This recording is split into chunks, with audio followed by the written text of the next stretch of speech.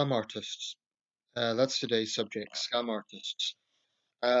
Before I get into the main subject matter here, which I think is a very important one actually, just a quick word to one of my subscribers, Declan Marsh. Okay, mate, you sent me a message asking about my thoughts on the situation with the EU and the UK and vaccines. To be completely honest, I haven't followed that story closely, so I can't comment in great detail.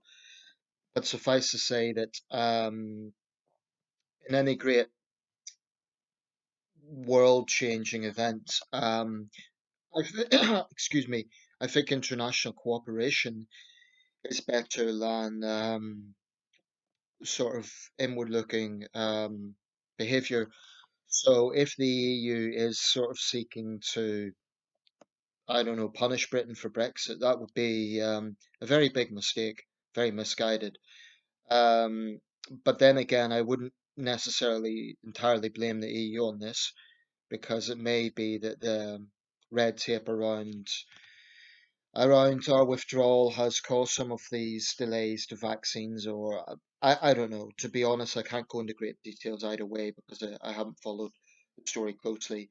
But we shouldn't be gambling with people's lives either way, whether it be the EU holding back vaccines from Britain or Britain holding back vaccines from the EU. That's we shouldn't be gambling with lives, especially when we've had over 100,000 deaths in this country, and our European neighbours have had high death tolls as well. But I'd comment more on that if I knew more about the particular story, but I've been focused on other things of late. Okay, scam artists.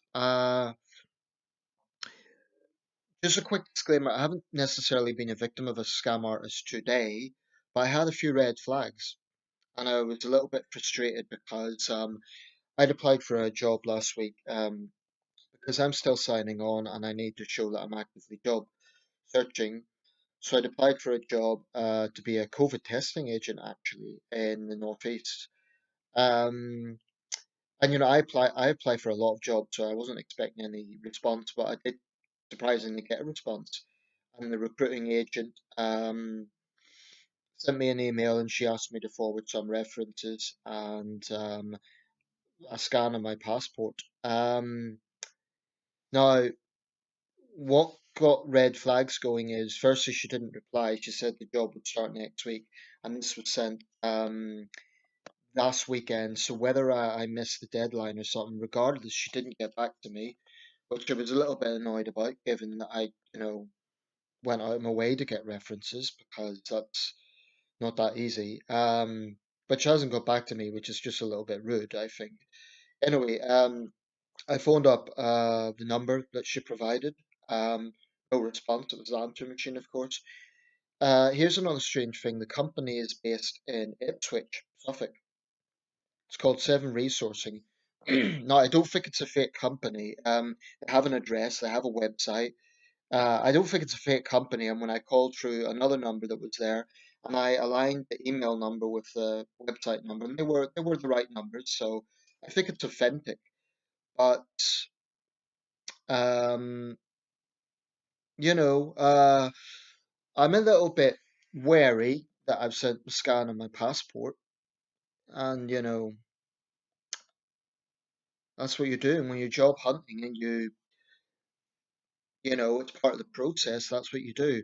They always say don't give out your bank details or bank numbers, and I wouldn't do that unless I was sure that I was getting a job or it was part of the process that was verifiable.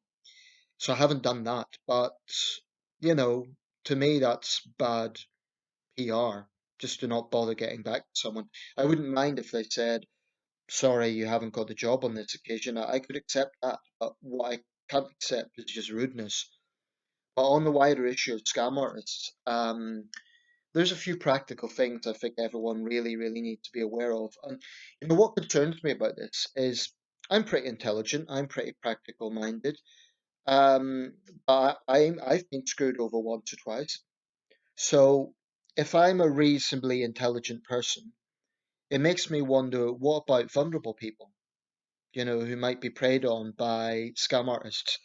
couple of years ago, I looked at a London model agency. Now, before people laugh, I know I'm not that good looking, but this was an agency whereby, they were looking for different body types, different faces. It wasn't necessarily looking for, models who look like models. Now, that premise is believable enough because, modeling is quite a wide range. Now, this is never something I'd have put myself down for, but I thought, what the hell, I'm not losing anything, and it's just something different, so I went for it. Um, and I called the number the next day, and the guy was like, it's like he was trying to dismiss the call and just sort of like, oh mate, you've sent your stuff through, that's great. They wanted me to send a few photographs through, and never heard anything back from them. But the website, immediately there was alarm bells there. No address. Um, the situation would have been that I would have had to go to London and meet up with someone, and there was no postal address. Now, any verifiable company, even if it's an online company, is going to have some sort of fixed situation, like an address or a phone number or something. The phone number on the website was different than the one I got because when I sent my information through, the guy phoned me. Now, I must admit, I've been tempted to phone back and troll him and basically say, "Do you remember me? Yeah, I know what you guys are up to. You're scam artists." But the thing is, I didn't lose anything. I didn't give away any money or bank details or anything like that. But it made me think, what about, someone who was really ambitious about that? Because I wasn't really taking it that seriously. But what about someone who really put their heart and mind into that? A young person who wanted to be a model, and they, use expenses to get down to London, and they find there's nothing there, or even worse, that they get mugged or something. Um, I think scam artists are slime balls. I really do. Um, and what annoys me is there's this thing in our society whereby people basically blame the victims. They say, "Oh, they were stupid. They should have known better," and so on. Of course, a certain degree of practical things to look out for, I think, help. But I think it's disgusting blaming the victim. When it comes to scam artists, people who are knowingly misleading others on the false premise of a job or an opportunity, I think it's disgusting.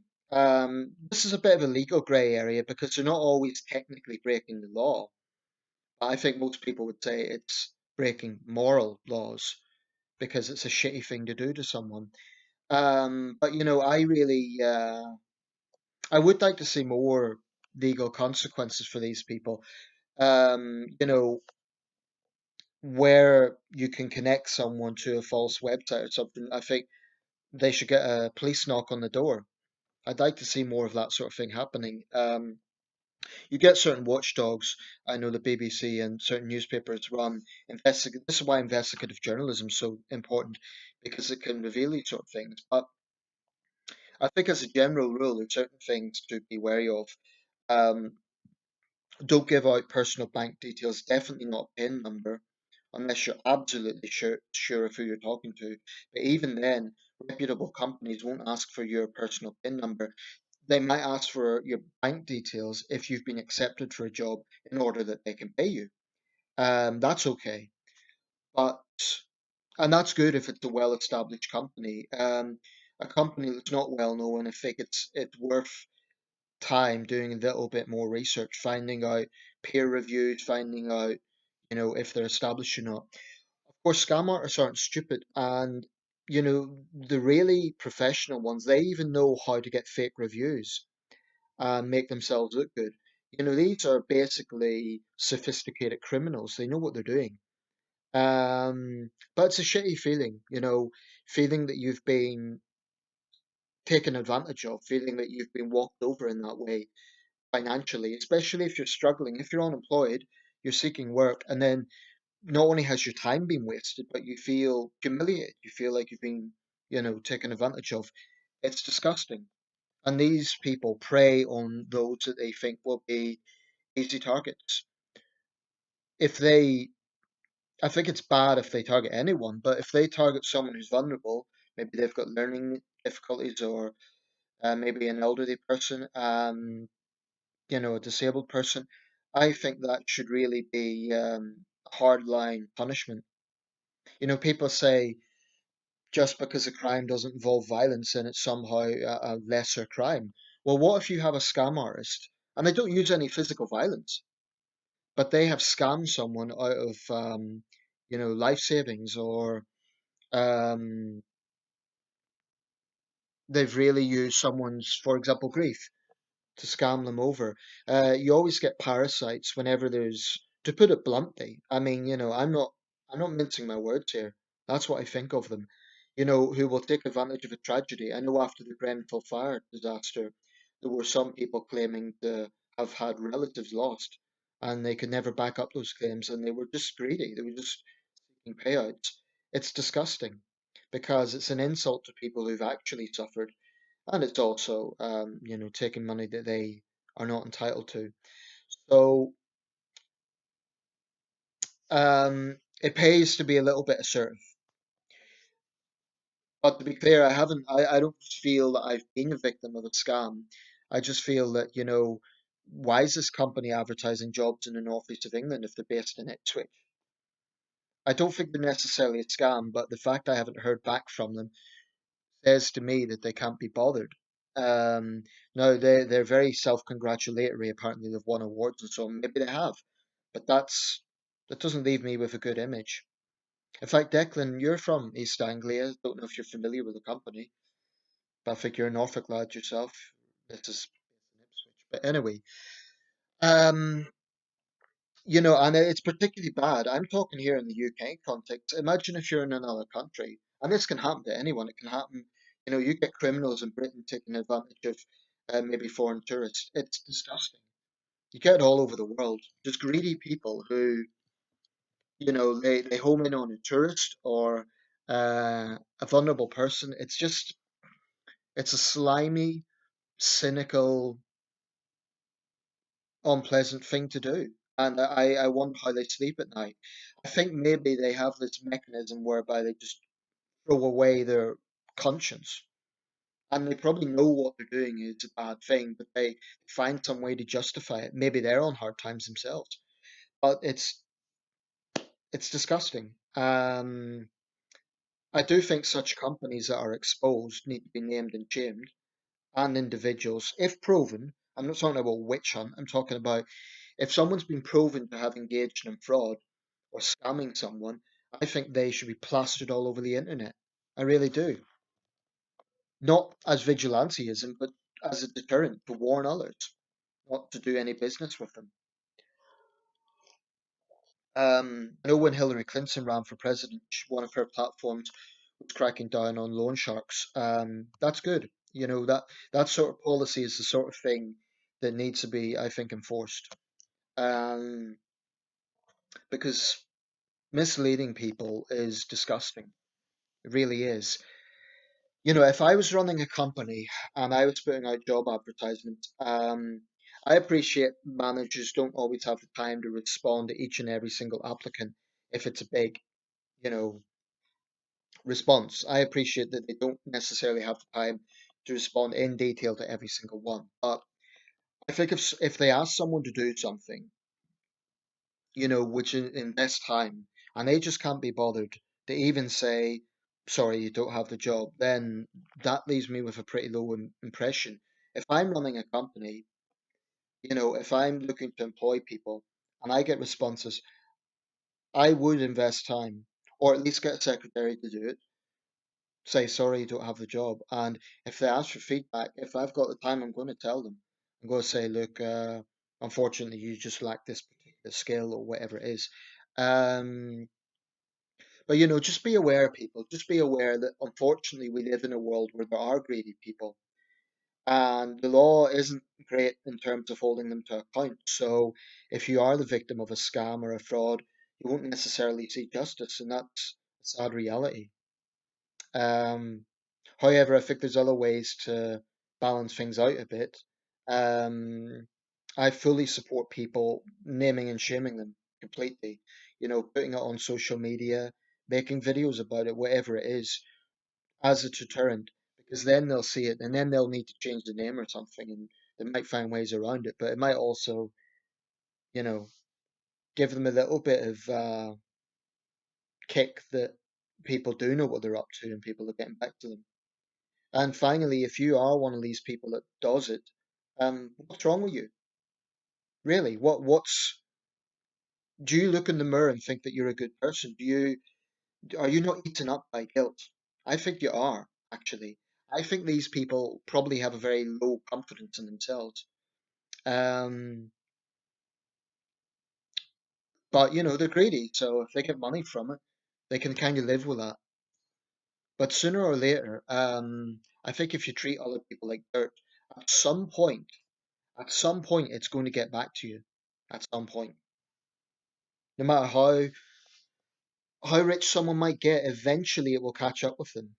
It might take a while, and it might not even be through law. It might be through losing friends. It might be something. But one thing that comforts me regarding law and justice, I mean, I think it's a bit of a joke in this country, right? I've made no secret of that. However, one thing that does comfort me somewhat is that criminals cannot be happy in themselves. So when they treat other people like dirt,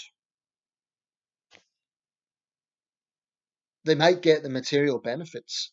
But I think deep down, that absence of any sense of values, at some point that's going to start eating them up, even if they're a cynical, selfish person, because they might not have the introspection to feel guilt, but they're going to lose friends. No one's going to trust them. And at some point it will come through. And it's men and women, you know. So in the case of women, she might think, "Oh, I'm beautiful. All the guys like me, but I'm screwing people over through, you know, fake promises or whatever it is." Well, she won't be young and beautiful forever. She'll end up a bitter old woman. And before anyone accused me of sexism, same applies to guys. So it's a very frustrating thing if you feel that you've been taken advantage of. In terms of putting my passport out there, I don't. Yeah, I'm a little concerned about that, I must admit, but it felt like a protocol. But I haven't put out my bank details, so I don't know if there's that much I could do. And actually, I think this is a reputable company, or at least an existing company. Reputable might be another matter, but I don't really think that they're going to do anything because they have a postal address and everything, and it's just bad service. That's all. Let me know your thoughts and stay alert, people. Stay aware. Don't put out your no matter how convincing the person sounds, do not put out your personal bank details unless you've been accepted for the job, unless you know that the job is a real job, that there's a postal address, that it's established, that the number, this is a big giveaway, that the number will correspond, for example, the number that you're given corresponds to the number on the website, that sort of thing, I think is a way to tell if it's verifiable or not. If it's two different numbers, it's possible that you're being led on. Or if the website has no number, that is definitely something you should be wary of. So, yeah, just stay safe, people, and be aware that there are some cynical, selfish people out there, unfortunately.